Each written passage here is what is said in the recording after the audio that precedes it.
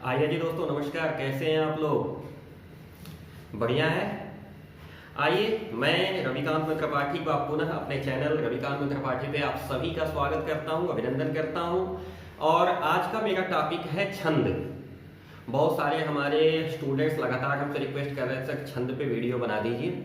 लाइए आज छंद का वीडियो हम लोग शुरू करते हैं। छंद का मतलब किसी भी कविता को पढ़ने की जो उसमें गेयता है वो छंद के कारण आती है। जो उसकी गेयता है यानी जो उसकी मधुरता है, जो गाने में उसका सुंदर निकल सकता है रूप, यानी उसकी जो लय है, गति है, ताल है, ये सब का सब छंद की वजह से आता है। तो आइए आज की चर्चा हम लोग करते हैं छंद पे। मैं रविकांत मित्र पाठी एक बार रिक्वेस्ट करता हूं आपसे कि प्लीज हमारे इस चैनल को आप लोग अच्छा लगता तो सब्सक्राइब कर लीजिएगा, वीडियो को लाइक कर लीजिएगा। आगे बढ़ते हैं बिना किसी भूमिका के, बिना कोई समय इन्वेस्ट किए। छंद, मैं आपको बताऊं कि छंद जिस रचना में मात्राओं और वर्णों की विशेष व्यवस्था तथा संगीतात्मक लय आदि की योजना होती है ना, उसको हम लोग कहते हैं छंद। यानी किसी भी कविता में मात्राओं और वर्णों की ऐसी विशेष व्यवस्था जिसकी वजह से उसमें संगीतात्मकता आ जाए, लयात्मकता आ जाए, मधुरता आ जाए, उसको क्या बोलेंगे? छंद। ऋग्वेद, चूंकि वेदों को कहा जाता है अपौरुषेय, अपौरुषेय मतलब पुरुषों ने नहीं लिखा, वो ईश्वर ने लिखा है। तो ऋग्वेद का जो पुरुष सूक्त है ना, उसके जो नवम सर्ग है उसमें छंद का महत्व बताया गया है और ये बताया गया है कि छंद की उत्पत्ति जो है ना वो सीधे ईश्वर से हुई है। वैसे लौकिक शास्त्र में मैं देखा जाऊं तो छंदों के जन्मदाता वाल्मीकि को माना जाता है, जिन्होंने रामायण जैसा ग्रंथ लिखा। रामायण ग्रंथ में छंदों की जो मौलिकता है वो वाल्मीकि के स्तर से आती है, इस वजह से वाल्मीकि को छंद शास्त्र का प्रणेता माना जाता है। कुछ साहित्यकार जो है वो आचार्य पिंगल के छंद शास्त्र को छंद का प्रमुख प्रणेता ग्रंथ मानते हैं, जहां से छंद की उत्पत्ति हुई। आचार्य पिंगल जो कि छंद शास्त्र के रचयिता थे, तो कुछ साहित्यकार उनको ही मानते हैं। कुल मिलाजुला के बात यह है कि हमारे हिंदी शास्त्र में काव्य के लिए छंदों का अपना बड़ा विशेष स्थान है। चर्चा करेंगे कि छंद पहचानेंगे कैसे। तो किसी भी छंद के कुछ संगठक तत्व होते हैं, इनकी कुल संख्या अपने यहाँ बताई गई है 8। छंदों के अपने संगठक तत्व होते हैं। संगठक तत्व मतलब जिसके आधार पे छंद बनते हैं, इनकी कुल संख्या है 8। 8 कौन कौन से? जैसे पहला मेरे साथ स्क्रीन पे चल रहा है, आप यहां से नोट कर सकते हैं। जी हाँ, मैं कोशिश करता हूं कि कंटेंट आपको साथ स्क्रीन पे देता चलो। जो भी हमारे हितचिंतक भाई बंधु हैं जो आज जुड़े हुए हैं चैनल पे, प्लीज वीडियो को पॉज करके जहां जैसी जरूरत हो आप उसको नोट कर लिया करिए। तो मैं बात करूंगा चरण की। चरण क्या है? तो पहले आप ये समझे कि छंद क्या होता है। कोई भी कविता जब आप उठाएंगे या कोई गीत उठाएंगे या कोई काव्यखंड उठाएंगे ना, तो वो कुछ पंक्तियों का समूह होता है। तो जो पंक्तियों का जो समूह होता है, उन पंक्तियों में समान वर्ण या समान मात्राएं होती हैं, जिसके आधार पर भाई उस पंक्ति की संयोजन की गई होती है। भाई पंक्ति की संरचना अगर की गई होगी तो उसमें कुछ वर्ण होंगे, कुछ मात्राएं होंगी उनका। तो जो पंक्तियां होती है ना, वास्तविकता रूप से आप ये कहा जाए उसी को चरण कहते हैं। कहीं कहीं पे कुछ साहित्यकार उसको पाद भी कहते हैं। पाद का मतलब होता है पैर, तो कुछ लोग उसको पाद कहते हैं या चरण कहते हैं। अब इसमें ध्यान देने वाली बात यह है कि पहला और तीसरा ये जो चरण है उसको बोलते हैं विषम, और दूसरा और चौथा है उसको बोलते हैं सम। यानी किसी भी कविता में अगर 4 टुकड़े बन रहे हैं पंक्तियों के, तो पहली पंक्ति और तीसरी पंक्ति जो है विषम चरण कहलाएगी, और दूसरी पंक्ति और चौथी पंक्ति क्या कहलाएगी? सम चरण। दूसरी बात करूं मैं वर्ण की। वर्ण क्या है? पंक्ति को बनाने के लिए चुने गए अक्षरों का जो समूह है वो वर्ण कहलाएगा। वर्ण 2 तरीके से प्रयोग होंगे, या तो लघु प्रयोग होंगे नहीं तो गुरु प्रयोग होंगे। लघु मतलब ह्रस्व, गुरु का मतलब होता है दीर्घ। तीसरी बात मैं करूं मात्रा।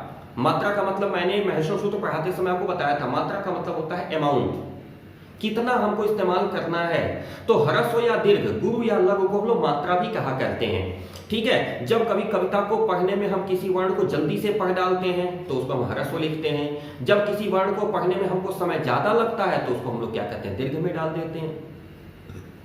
तीसरी चीज की बात करूं, क्षमा चाहूंगा, चौथी क्रम। यह बड़ा महत्वपूर्ण होता है। किसी भी चरण में वर्णों का समूह अथवा किसी भी कविता में चरणों का समूह, इनका व्यवस्थापन क्रमानुसार अगर न हो तो छंद व्यवस्थित नहीं हो सकता। जैसे मैंने एक एग्जाम्पल लिया है, आपके साथ स्क्रीन पे चल रहा है कि राम कथा मंदाकिनी चित्रकूट चितचार। ये एक दोहे की लाइन है, राम कथा मंदाकिनी चित्रकूट चितचार। अब इसमें चित्रकूट चितचार राम कथा मंदाकिनी इसको बदल दीजिए। चित्रकूट चितचार को पहले ले आइए और राम कथा मंदाकिनी को बाद में ले जाइए। देखिए क्या होगा, जो अभी तक दोहा था वही छंद हो जाएगा सोरठा। इसलिए क्रम बड़ा ध्यान रखने वाला विषय है। किसी भी काव्यखंड में, किसी भी कविता में चरणों का जो स्थान है, कौन सी पंक्ति कहां होगी, यह निर्धारित होना क्रम कहलाता है। मैं बात करूंगा यति। यति मतलब विराम, स्टॉपेज। कहां हमको रुकना है किसी भी कविता को पढ़ने के लिए। मैंने कहा राम कथा मंदाकिनी, तो हमने मंदाकिनी पे अपने आप को होल्ड किया, थोड़ी देर के लिए इंतजार किया, और फिर हम कहें कि चित्रकूट चितचार। ये क्या था, ये यति थी। यति का मतलब होता है विराम। किसी भी कविता को पढ़ने समय, किसी भी काव्यखंड को पढ़ते समय बीच में जब जहां जैसे रुकना पड़ता है तो उस स्थान को क्या बोलते हैं, यति। विशेष छंदों में ज्यादातर अगर 2 चरण के छंद हैं तो 1 चरण के बाद यति होगी, कहीं कहीं 4-4 चरण के छंद है, कहीं कहीं 6 चरणों के छंद हैं, तो जैसा छंद है उसके अनुसार उसकी यति बनती है। गति, गति का मतलब फ्लो। गति का मतलब फ्लो, यानी आपकी कविता में प्रवाह, यानी कविता को पढ़ते समय जो स्वर लहरी उत्पन्न होती है, जो एक प्रवाह टाइप का अनुभव होता है, उसको बोलते हैं गति। ये लघु और दीर्घ मात्राओं के आधार पे निर्भर करता है, डिपेंड करता है, इसको गति बोलते हैं। और हम बात करेंगे तुक। तुक मतलब अंत में मिलने वाले वर्ण अगर एक समान हो तो कविता में सुंदरता बढ़ जाती है। जैसे दोहे में या चौपाई में अंतिम वर्ण हमेशा मिला करते हैं, इसको क्या बोलते हैं, तुक। मंगल भवन अमंगल हारी, द्रवौ सो दशरथ अजिर बिहारी। हारी बिहारी, ये क्या है, ये तुक है। यानी किसी भी कविता में यदि 2 चरणों के अंतिम वर्ण एक जैसी मात्रा के साथ मिल रहे हैं तो ऐसे को क्या बोलेंगे, तुक। ठीक है। और 8वां और अंतिम है गण। ये सबसे महत्वपूर्ण ध्यान देने वाला विषय है गण। इसको थोड़ा सा सीरियसली ध्यान दीजिएगा, रोक करके प्लीज। गण क्या है, हमारे पास छंद 2 तरह के होते हैं, या तो वो छंद वार्णिक होंगे, नहीं तो मात्रिक होंगे। वार्णिक जिनमें वर्ण की प्रधानता होगी, मात्रिक जिनमें मात्राओं की प्रधानता होगी। वर्ण की प्रधानता होगी वहां पे ये गण बहुत काम करेंगे, जहां पे मात्राओं की प्रधानता होगी वहां पे मैथमेटिक्स यानी तब मात्राओं की गिनती की जाएगी।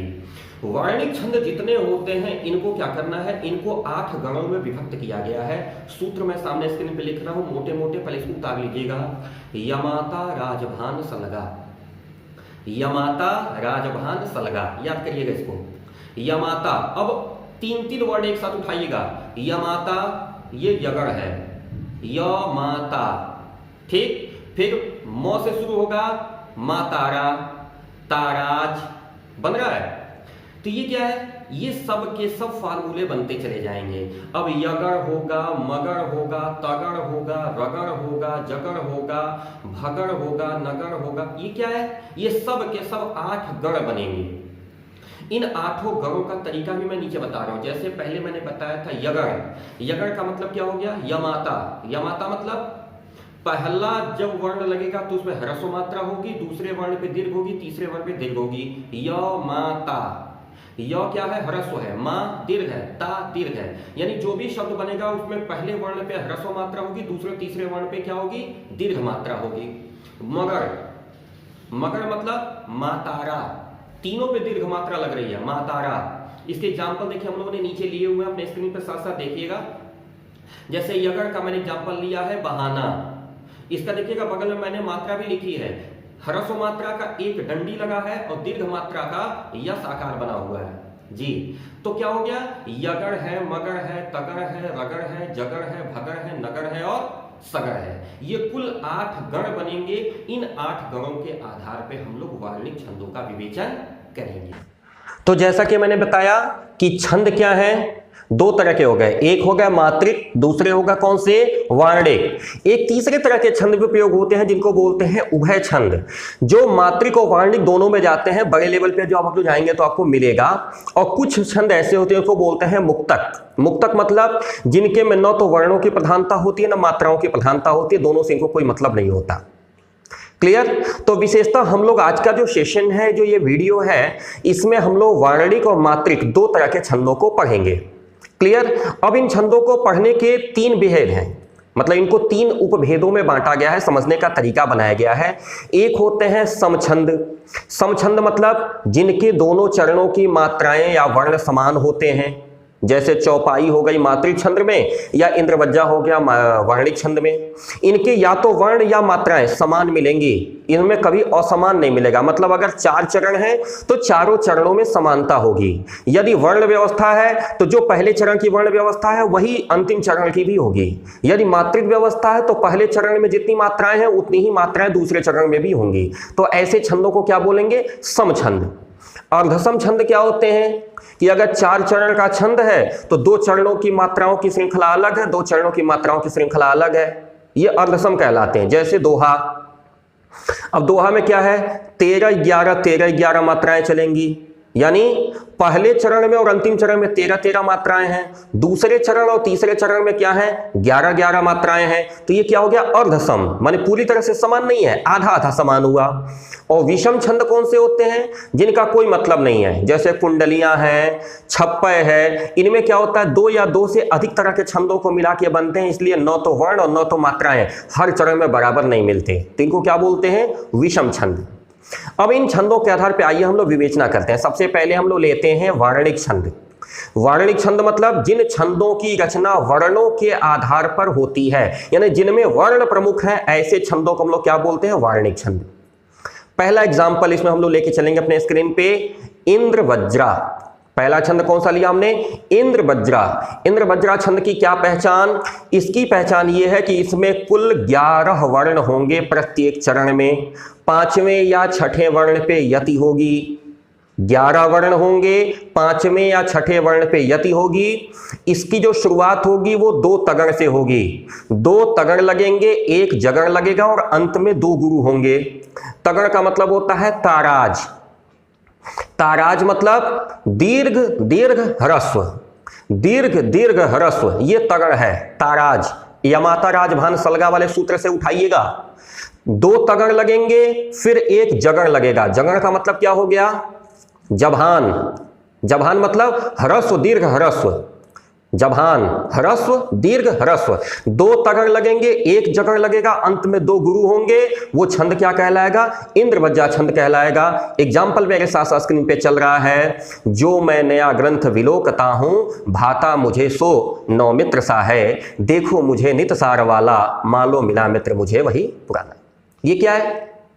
ये इंद्रवज्रा छंद है, जिसमें मैंने बताया 2 तगड़ लगेंगे, 1 जगड़ लगेगा और अंत में 2 गुरु होंगे। उपेंद्र वज्रा, इंद्रवज्रा के बाद उपेंद्र वज्रा। इसमें भी क्या होंगे? 11 वर्ण होंगे, 5वें या 6ठे पे यति होगी। अंतर क्या है कि उसमें 2 तगड़ लग रहे थे ना, लेकिन इसमें पहले तगड़ के आधार पे जगड़ लगेगा। पहला तगड़ नहीं होगा, पहला क्या लगेगा? जगड़। करने का मतलब तगड़ था ताराज, यानी दीर्घ दीर्घ ह्रस्व, और जगड़ क्या है? ह्रस्व दीर्घ ह्रस्व। यानी इंद्रवज्रा छंद में किसी भी पंक्ति का जब पहला वर्ण अगर दीर्घ था तब तो इंद्रवज्रा था, क्योंकि तगड़ था ताराज। लेकिन यदि पहला वर्ण ही ह्रस्व हो गया तो वो उपेंद्र वज्रा छंद हो जाएगा। यानी इंद्रवज्रा छंद को ही पहचानिए, लेकिन यदि पहला वर्ण इसका ह्रस्व हो गया तो वहां क्या हो जाएगा? उपेंद्र वज्रा हो जाएगा। अर्थात जो पहला तगड़ लग रहा था उसकी जगह पे क्या लग गया? जगड़।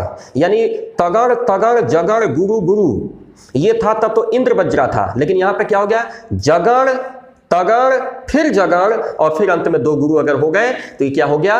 उपेंद्र वज्रा छंद हो जाएगा। एग्जाम्पल देखिए, बड़ा कि छोटा कुछ काम कीजिए, परंतु पूर्वा पर सोच लीजिए, बिना विचारे यदि काम होगा कभी ना अच्छा परिणाम होगा। ये क्या है? उपेंद्र वज्रा छंद। तीसरे छंद की बात करूं, स्क्रीन पे आपके साथ आ गया वसंत तिलका। वसंत तिलका यानी इसके प्रत्येक चरण में 14 वर्ण होंगे। प्रत्येक चरण में वर्ण कितने होंगे? 14 होंगे। और वर्णों का जो क्रम में क्या होगा? सबसे पहले तगड़ लगेगा। तगड़ यानी ताराज, यानी दीर्घ से शुरू होगा, दीर्घ दीर्घ ह्रस्व। तगड़ लगेगा, फिर भगड़ लगेगा। भगड़ मतलब भानस, भानस यानी दीर्घ ह्रस्व ह्रस्व। फिर 2 जगड़ लगेंगे, जगड़ मतलब जभान, ह्रस्व दीर्घ ह्रस्व। ठीक है, 2 जगड़ लगेंगे और अंत में 2 गुरु हो जाएंगे। तो ये स्थिति क्या बनेगी? ये वसंत तिलका छंद बनेगा।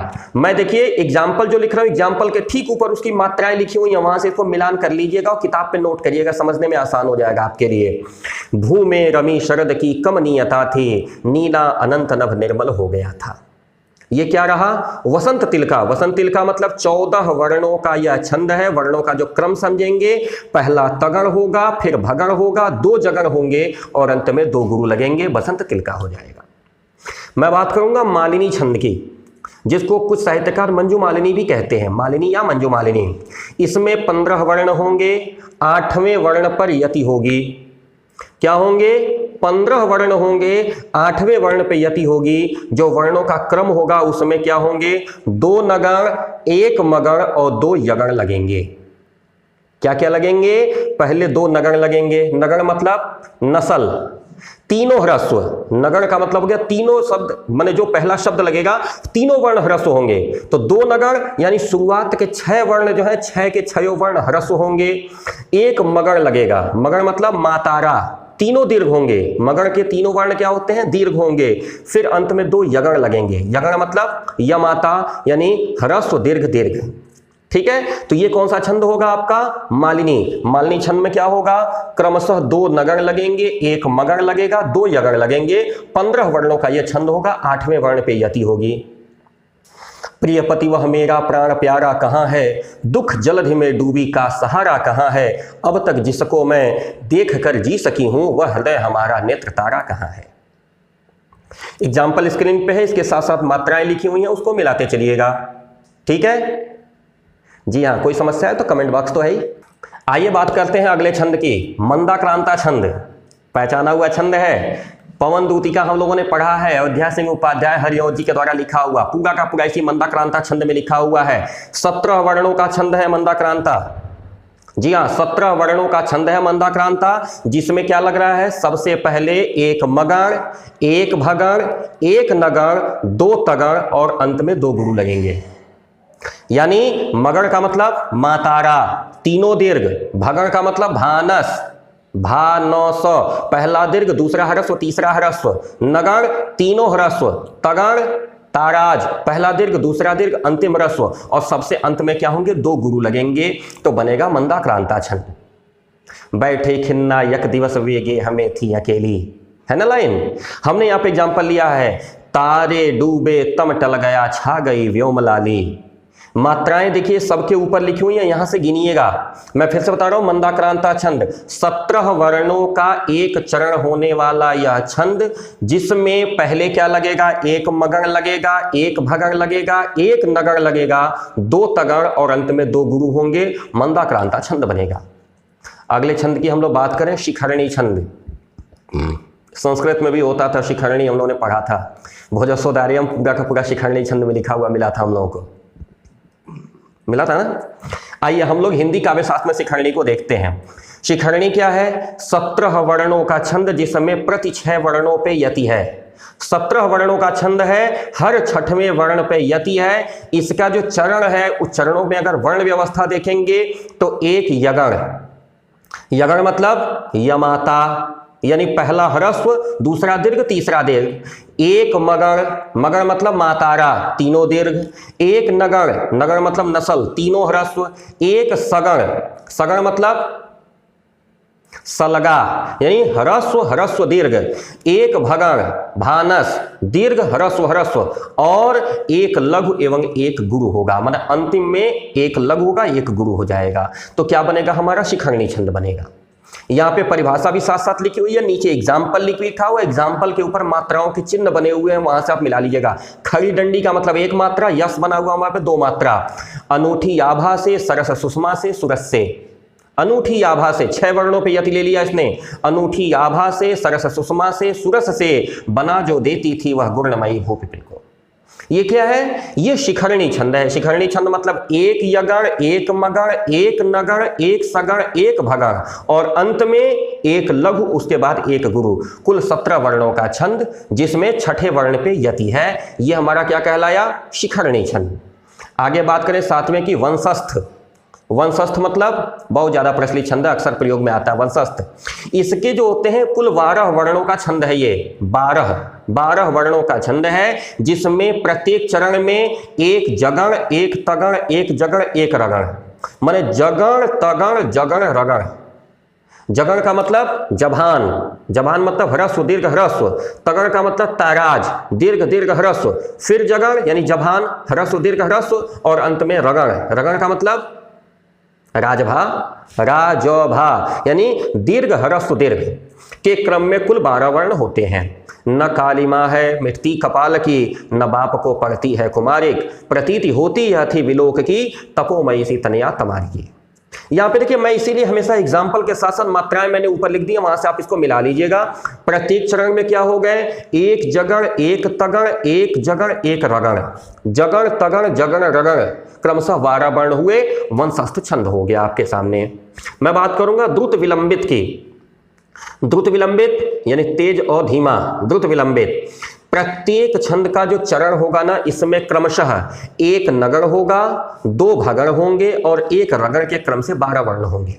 यानी 12 वर्णों का छंद ये भी है, लेकिन क्रम क्या होगा, पहला नगड़, फिर 2 भगड़ और एक रगड़ होगा।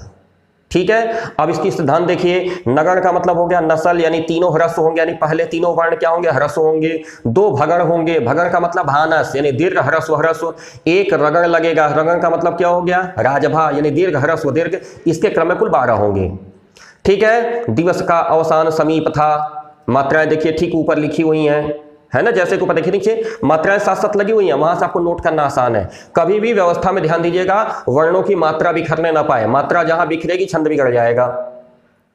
इसलिए मैंने एग्जाम्पल में मात्राएं साथ साथ लिख दी हैं, आप यहां से उतार सकते हैं। तो द्रुत विलंबित जो हमारा छंद होगा, इसमें क्रमशः एक नगड़, 2 भगड़ और एक रगड़, यानी कुल 12 वर्ण होंगे, और ये हमारा छंद बनेगा द्रुत विलंबित। हम बात करेंगे मत्त गयंद छंद की, जिसको मालती छंद भी कहते हैं। मत्त गयंद यानी मालती छंद।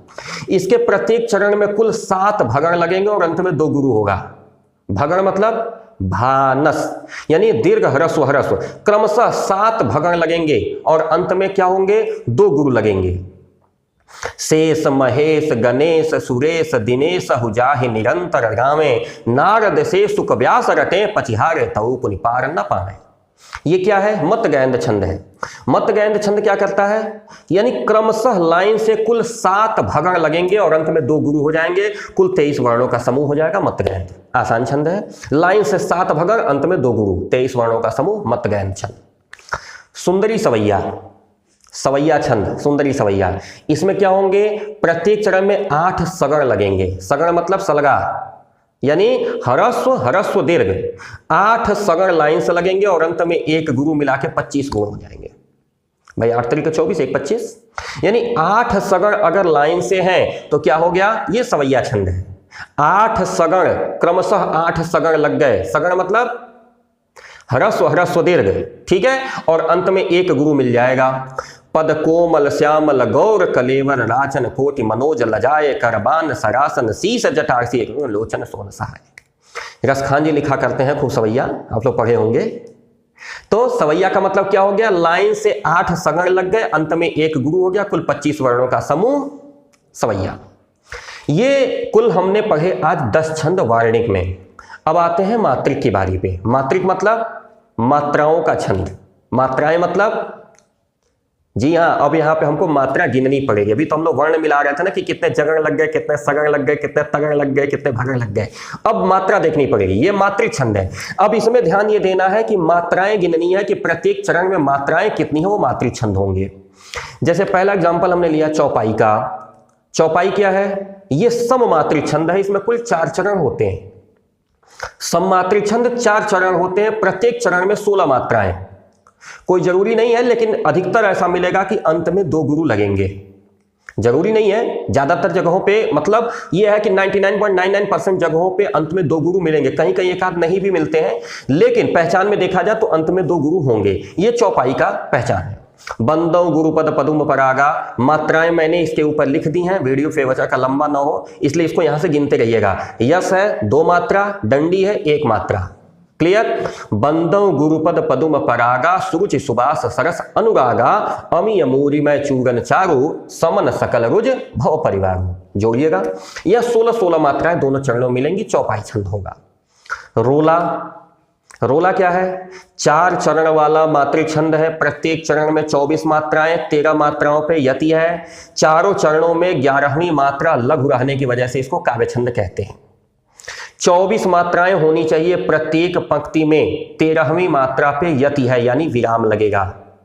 ठीक है। हे दवा यह नियम सृष्टि में सदा अटल है, रह सकता है वही सुरक्षित जिसमें बल है। रश्मिरथी लिखी गई है इस छंद में, बहुत रोला छंद में रश्मिरथी की लाइनें बहुत सारी आ गई हैं। ठीक है। क्षमा सोवती उस भुजंग को जिसके पास गरल हो, उसको क्या जो दंतहीन विसरहित विनीत सरल हो, ऐसे करके लाइनें लिखते चले जाते हैं। रोला छंद में लिखी गई है दवा यह नियम सृष्टि में सदा अटल है, रह सकता है वही सुरक्षित जिसमें बल है। निर्बल का है नहीं जगत में कहीं ठिकाना, रक्षा साधक उसे प्राप्त हो चाहे नाना। ये रोला 24 मात्राओं का है, 13वीं मात्रा पे यति। मात्राएं लिखी हुई हैं, मात्राओं को गिन के देखिएगा 24 मात्राएं हो रही कि नहीं हो रही हैं। आगे बात करेंगे हरिगीतिका की। हरिगीतिका क्या है? 28 मात्राओं का छंद है हरिगीतिका। 4 चरण वाला सममात्रिक 28 मात्राओं का, यानी हर एक चरण में 28 मात्राएं होंगी। और अंत कैसे होगा? लघु गुरु से अंत होगा, यानी अंतिम जो शब्द होगा उसमें पहला वर्ण लघु और दूसरा वर्ण क्या होगा? दीर्घ होगा, तब जाकर के हरिगीतिका बनेगा। वैसे हरिगीतिका के मालूम मानते हैं कि हरिगीतिका हरिगीतिका हरिगीतिका हरिगीतिका, ऐसे 4 बार इसको बना लें। हरिगीतिका मतलब हरि यानी लघु लघु, गीत माने दीर्घ, फिर ति यानी ह्रस्व, का दीर्घ माने लघु लघु दीर्घ लघु दीर्घ। अगर ऐसे हरिगीतिका 4 बार बैठा दिया तो भी बन जाता है। ठीक है। गोस्वामी तुलसीदास जी लिखते हैं हरिगीतिका छंद। मन जाहि गाचे हो मिले ही सोवरो, सहज सुंदर सांवरो, करुणा निधान सुजानुशील स्नेह जानत रावरो। हरिगीतिका छंद यानी 28 मात्राएं हैं। 16वें और 12वें मात्राओं पे विराम मिलता है, यानी यति होती है। 16वें और 12वें मात्रा पे यति अर्थात विराम मिलता है। 28 मात्राओं का समूह हरिगीतिका छंद का निर्माण करता है। ध्यान देने वाला विषय यह है कि अंतमाले में क्या होगा? लघु गुरु मिलेंगे तो हरिगीतिका छंद होगा। दोहा सबसे कॉमन, सबसे ज्यादा पाया जाने वाला छंद है। रहीमदास भी लिखते हैं, बिहारी भी लिखते हैं, कबीरदास भी लिखते हैं, तुलसीदास भी लिखते हैं, सब लोग लिखते हैं दोहा। दोहा क्या है? एक अर्धसम मात्रिक छंद है। 24 मात्राएं होंगी। विषम चरण क्या होंगे? यानी प्रथम और तृतीय में 13 मात्राएं होंगी। द्वितीय और चतुर्थ यानी सम चरणों में 11 मात्राएं होती हैं। हमने एग्जाम्पल लिया है, बिहारी का दोहा है, मेरी भव बाधा हरो राधा नागर सोई, जातन की झाई पड़े श्याम हरित दुति होई। मात्राएं इसके ऊपर लिखी हुई हैं, आप मिला के देख लीजिएगा। एक डंडी मतलब ह्रस्व, यश का मतलब दीर्घ, ह्रस्व और दीर्घ मात्रा। जो यश आकार से लिखा उसको 2 मात्रा गिनेंगे, जो एक डंडी उसको 1 मात्रा गिनेंगे। यानी कुल 24 मात्राओं का ये हमारा समूह है दोहा छंद। क्या है? अर्धसम मात्रिक। अर्धसम यानी जो पहला और तीसरा यानी विषम चरण है उसमें 13 मात्राएं होंगी। दूसरा और चौथा जो सम चरण है उसमें 11 मात्राएं होंगी। दोहा बनेगा। सोरठा, दोहा का जस्ट उल्टा सोरठा होता है। लेकिन हाँ, परीक्षा में ये ध्यान दीजिएगा कि ऐसा नहीं है कि दोहे को पलट के लिख दें तो सोरठा हो जाए। सोरठा अलग लिखा जाता है। बस अंतर क्या होता है? यह भी अर्धसम मात्रिक छंद है, लेकिन पहले और तीसरे चरण में जहां दोहा था, पहला और तीसरा जिसमें 13 मात्राएं थी, तो सोरठा में क्या होगा? पहले और तीसरे में 11 मात्राएं होंगी। दूसरे और चौथे में 13 मात्राएं होंगी। जी हाँ, दोहे में जैसे क्या था? पहला और तीसरा में 13 मात्रा थी ना, यहां 13 नहीं होगी, यहां 11 हो जाएगी। और दोहे में जहां पे दूसरे और चौथे में 11 थी, यहां पे क्या हो जाएंगी? 13 मात्राएं हो जाएंगी। सुन केवट के बैन, प्रेम लपेटे अटपटे, बिहसे करुणायन, चितई जानकी लखन मना। ये क्या है? ये सोरठा है। यानी दोहे का जस्ट उल्टा सोरठा। मात्राएं साथ साथ एग्जाम्पल पे लगी हुई हैं, आप यहां से मिला लीजिएगा, इसको गिन लीजिएगा।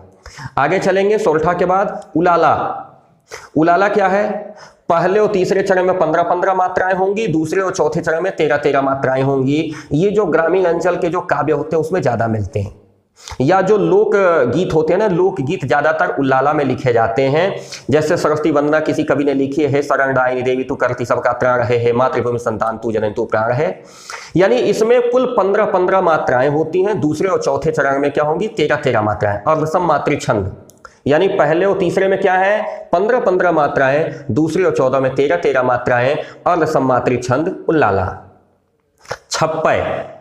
छप्पय क्या है? 6 चरण वाला विषम मात्रिक छंद। कितने चरण? 6 चरण। पहले 4 चरण रोला के हो गए और अंतिम 2 चरण उलाला के हो गए। अभी रोला हमने पीछे देखा है, थोड़ा सा रिवाइंड करके मिला लीजिएगा। हमने रोला देखा, 2 चरण बाकी उलाला के, नीलांबर परिधान हरित पट सुंदर है, सूर्य चंद्र युगमुट मेखला मखलाकर। यानी कहा इन्होंने ना कि पहले जो 4 चरण है वो क्या हो गए, रोला के हो गए, और दूसरे जो 2 चरण हो गए वो किसके हो गए, उलाला के हो गए। नीलांबर परिधान हरित पट पर सुंदर है, सूर्य चंद्र युग मुकुट मेखला रत्नाकर है। नदियां प्रेम प्रवाह फूल तारा मंडल है, बंदी जन खगवृंद शेष फन सिंहासन है। ये क्या हो गया, ये तो रोला था। अब आ जाइए नीचे जो ले गया उलाला का, करते अभिषेक पयोद है बलिहारी इस वेश की, हे मातृभूमि तू सत्य ही सकम मूर्ति सर्वेश की।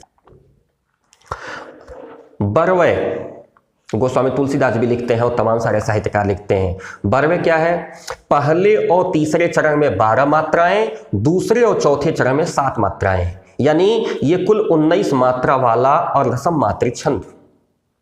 ठीक, तुलसी राम नाम सममीत न आन, जो पहुंचाव रामपुर तनुआसान। यानी क्या है, ये बरवे जो छंद है, तुलसीदास जी लिखा करते हैं बरवे छंद, बरवे के रामायण भी उन्होंने लिखा है। प्रत्येक पंक्ति में कुल 19 मात्राएं होंगी, पहले और तीसरे चरण में 12 मात्राएं, दूसरे और चौथे चरण में 7 मात्राएं, बरवे छंद। और हम बात करेंगे गीतिका छंद की। गीतिका यानी 26 मात्राओं का छंद है, 14-12 पे यति है, चरण के अंत में लघु गुरु होना आवश्यक है। गीतिका छंद में क्या है, 26 मात्राओं का छंद है, जिसमें 14वें और 12वें पे यति यानी विराम है, चरण के अंत में लघु गुरु का होना आवश्यक है। एग्जाम्पल स्क्रीन पे साथ साथ है, उसके ऊपर मात्राएं लिखी हुई हैं। साधु भक्तों में सुयोगी संयमी बढ़ने लगे, सभ्यता की सीढ़ियों पे सूरमा चढ़ने लगे, वेद मंत्रों को विवेकी प्रेम से पढ़ने लगे, वंचकों की छातियों में शूल से गढ़ने लगे। 26 मात्राओं का छंद है, जिसमें 14वें और 12वें पे यत यानी विराम है, और अंत में लघु गुरु यानी पहला वर्ण लघु दूसरा वर्ण गुरु अंतिम वाले शब्द का होना आवश्यक है। ये रहा गीतिका छंद। बात करेंगे आल्हा छंद की। वीर रस का छंद है आल्हा। आल्हा क्या है, इसमें क्या है, वीर जो आल्हा छंद होता है इसमें क्या है, 16 और 15 पे यति देकर के कुल 31 मात्राएं होती हैं, 31।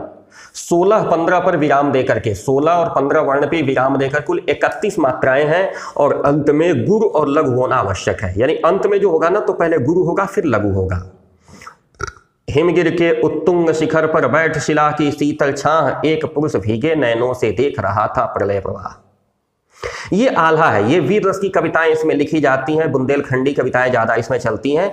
तो इसमें क्या है, 16वें और 15वें पर यति देकर के कुल 31 मात्राओं का यह छंद बनता है, जिसको हम बोलते हैं आल्हा छंद। बात करेंगे कुंडलियां की। कुंडलियां मतलब गिरधर की, हाँ कह गिरधर कविराय। गिरधर कविराय की कुंडलियां बड़ा प्रचलित छंद है और अक्सर पूछा जाता है। यह 6 चरण वाला विषम मात्रिक छंद है, 6 चरण का विषम मात्रिक छंद है। इसके प्रत्येक चरण में 24 मात्राएं होती हैं। पहले जो 2 चरण होते हैं वो दोहा होते हैं, और पहले के 4 चरण रोला होते हैं। अभी छप्पा था ना कि पहले के 4 चरण रोला और अंत के 2 चरण जो थे वो क्या थे, अरे अभी हम लोगों ने पीछे देखा है छप्पा। जी हाँ, पहले 4 चरण रोला, दूसरे 4 चरण उल्लाला।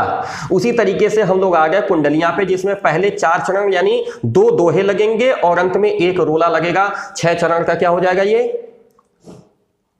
अरे भाई बताइए, 6 चरण की कुंडलियां सबसे कॉमन और सबसे ज्यादा प्रचलित छंद है कुंडलियां। मैंने इसका एग्जांपल देखिए ऐसे लिया है कि एग्जांपल से ही इसकी परिभाषा स्पष्ट हो जाएगी कि पहले 2 दोहा रहे, रोला अंतिम 4। पहली 2 पंक्तियां क्या रहे, दोहा, रोला अंतिम 4, अंत की 4 पंक्तियां रोला रहे जहां 24 कला कुंडलियां का सार। कुंडलियां का सार जानिए कि जहां पे 24 मात्राएं हो वो कुंडली है। कुंडलिया का सार चरण 6 जहां विराजे, दोहा अंतिम पाद सरोला आदि ही साजे। माने दोहा अंतिम पाद और रोला शुरुआत में जाए, और बीच में क्या कुंडली की तरह गूठा रहता है। जैसे क्या है, इसमें एक लाइन आई ना, कुंडलियां का सार। ये शब्द कुंडलियां का सार दोबारा आ गया, रहे जहां 24 कला कुंडलियां का सार, कुंडलियां का सार चरण 6 जहां विराजे। यानी दोनों एक दूसरे से कुंडली की तरह। कुंडली किसको कहते हैं, क्वायल, माने कुंडली मतलब एक दूसरे में फंसे रहते हैं, दोहा और रोला आपस में। तो कह रहे हैं कि कुंडलियां का सार चरण 6 जहां विराजे, दोहा अंतिम पाद सरोला आदि छाजे, पर सबही के अंत शब्द वही दोहरा ले, दोहा का प्रारंभ हुआ हो जिसमें पहले। यानी कुल मिलाजुला के बात ये करें कि पहले चरण दोहा, अंतिम चरण रोला, मिला के हो गई क्या हमारी कुंडलियां। तो ये था आज का हमारा सेशन छंद पर आधारित। मुझे लगता है कि छंदों का यह जो विवेचन आज हम लोगों ने किया, जो छंद की परिभाषाएं हमने देखी, छंद के जो उदाहरण हमने देखे, ये आपको पसंद आया होगा। तो मैं रविकांत त्रिपाठी एक बार पुनः इस पूरे सेशन में आप सभी का, जो लोग भी हमारे साथ जुड़े रहे, जो लोग भी हमारे इस वीडियो को प्रॉपरली देख रहे हैं, सभी का व्यक्तिगत रूप से अभिनंदन करता हूं, स्वागत करता हूं। आपके परीक्षाओं के लिए आपके मंगल कामना करता हूं। किसी तरह की कोई दिक्कत आती है तो आप प्लीज उसको हमारे कमेंट बॉक्स में दीजिए। अगर वीडियो अच्छा लगा हो तो प्लीज हमारे इस वीडियो को लाइक कर लीजिएगा।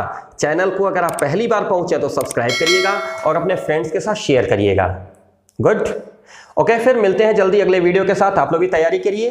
नमस्कार, सत श्री अकाल, जय